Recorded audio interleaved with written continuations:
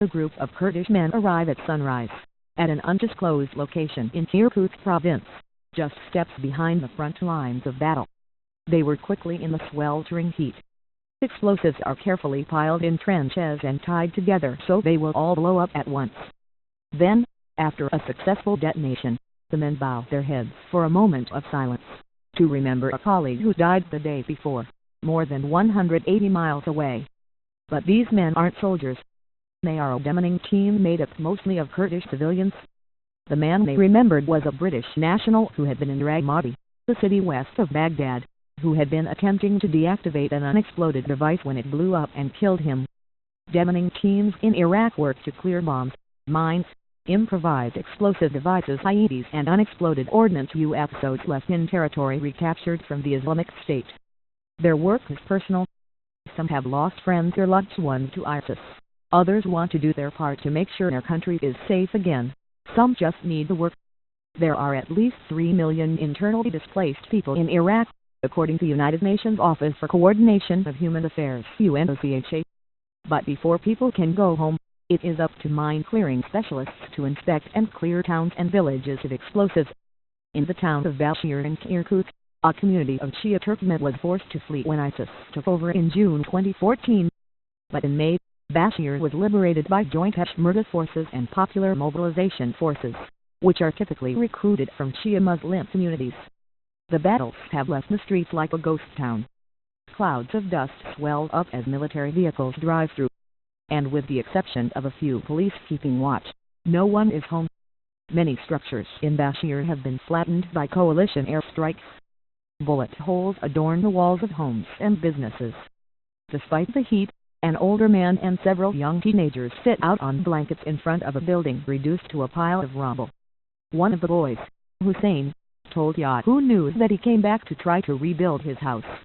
Many Iraqi displaced are desperate to return to their homes, and some will still come back just to see what is left.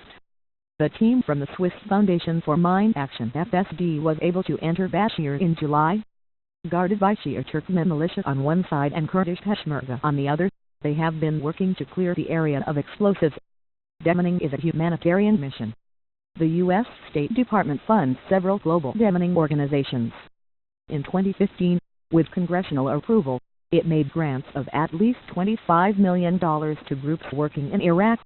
It's a fine line between military and civilians, the State Department representative in Washington, D.C., told Yahoo News. Quickly back into hospitals and schools and electrical substations. What we are coming across, mainly, are simple IEDs being used as an improvised landmine, Van Roy told Yahoo News. Where a landmine may have been used in the past, they now have had to improvise, using the materials available to them. The FSD trained Iraqis in the delicate work of detecting explosives, removing them and disposing of them. The dangers of the job are evident. Once the metal detector discovers a suspected explosive, the area is secured, and demining teams attempt to deactivate the device for safe transporting and detonating. Some are explosives that were never set off. Others were munitions that did not explode when they landed.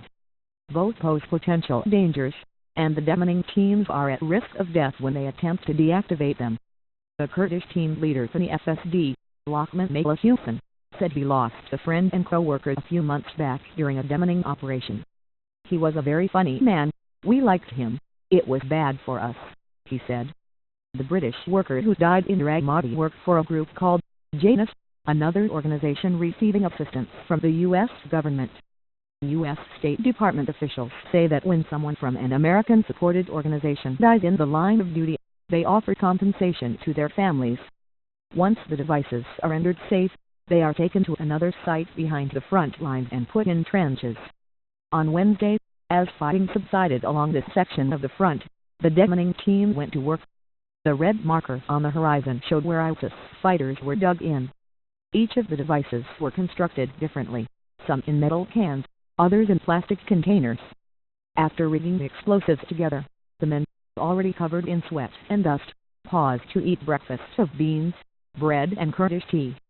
They give the detonation button to one of the men for safekeeping and spread out to safe areas, including the Peshmerga's fortified hill. Over the walkie-talkies, the countdown can be heard.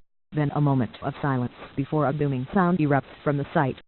Plumes of smoke rise into the air and dissipate into the blue skies above the front lines. So far, the demining team has cleared over 54,000 square meters of land, about 13 acres. It has discovered 179 IEDs and 31 UXOs and still has a long way to go. After clearing explosives from the farmland that was once a battleground for militia fighters and the Iraqi military, demining teams will eventually make their way into Bashir itself, sweeping structures to make sure displaced residents won't step on an explosive when they return home. ISIS has been suspected of setting booby traps in children's toys or creating tripwires. Van Roy said he has seen near misses when a resident returning home comes close to setting off an IED. Those people, besides putting themselves in a risky situation, are also sometimes very good sources of intelligence about where items might be, he said. Some are former fighters, others farmers trying to start life again on their land. While demining teams work to make the liberated cities and towns safe again, it is a slow process, and it is difficult to keep desperate civilians from their homes. After waiting so long, many displaced are ready to go back and risk their lives just to rebuild from the rubble.